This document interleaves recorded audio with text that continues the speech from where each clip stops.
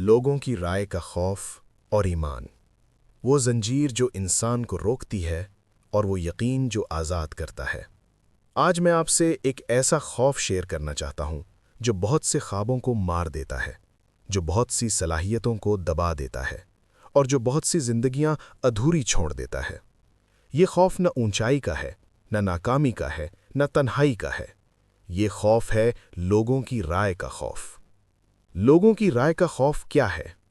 یہ وہ آواز ہے جو آپ کے دل میں کہتی ہے، لوگ کیا کہیں گے؟ اگر ہنسیں تو؟ اگر قبول نہ کریں تو؟ اگر میں الگ نظر آیا تو؟ یہ خوف آپ کو رکنے پر مجبور کرتا ہے، بولنے سے پہلے خاموش کر دیتا ہے اور قدم اٹھانے سے پہلے ہی پیچھے کھینچ لیتا ہے۔ یہ خوف اتنا طاقتور کیوں ہے؟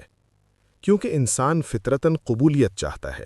وہ چاہتا ہے کہ اسے سراہا جائے، سمجھا جائے، قبول کیا جائے۔ لیکن جب یہ خواہش حد سے بڑھ جائے تو یہ ایمان سے ٹکرا جاتی ہے۔ ایمان اور لوگوں کی رائے کا ٹکراؤ۔ ایمان ہمیں سکھاتا ہے، اللہ دیکھ رہا ہے، اللہ جانتا ہے، اللہ کافی ہے۔ لیکن لوگوں کی رائے کا خوف کہتا ہے، لوگ دیکھ رہے ہیں، لوگ فیصلہ کریں گے، لوگ اہم ہیں۔ یہ دو راستے ہیں، ایک کو چننا پڑتا ہے۔ قرآن ہمیں کیا سکھاتا ہے؟ قرآن ہمیں بار بار یاد دلاتا ہے، اللہ کی رضا سب سے بڑی ہے۔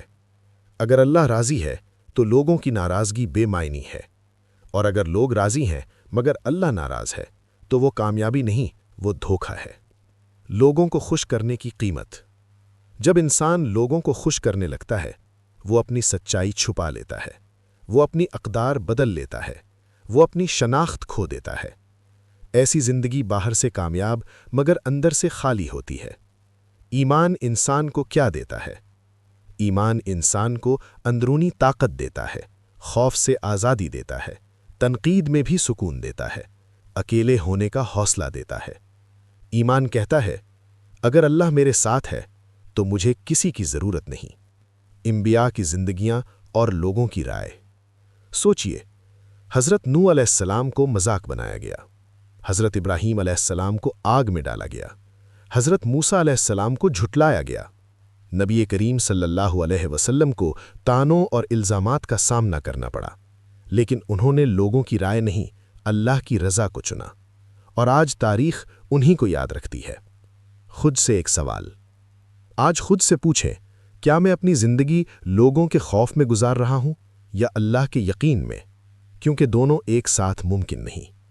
عملی تبدیلی کیسے آئے؟ اس خوف سے نکلنے کے لیے نیت درست کریں، اپنے مقصد کو واضح کریں، اللہ پر توکل کریں۔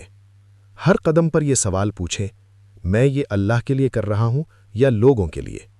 آہستہ آہستہ خوف کم ہوتا جائے گا اور اعتماد بڑھتا جائے گا۔ اختتامی پیغام۔ محترم سامعین، لوگوں کی رائے بدلتی رہتی ہے۔ آج وہ سراہتے ہیں، کل وہ تنقید کرتے ہیں، لیکن اللہ کی ذات ہمیشہ ایک جیسی ہے۔ جو انسان اللہ پر بھروسہ کر لیتا ہے، وہ لوگوں کے فیصلوں سے آزاد ہو جاتا ہے۔ لوگوں کی رائے کا خوف زندگی کو چھوٹا بنا دیتا ہے، اور ایمان زندگی کو وسیع کر دیتا ہے۔ اگر اللہ آپ کے ساتھ ہے تو آپ کبھی کمزور نہیں ہو سکتے۔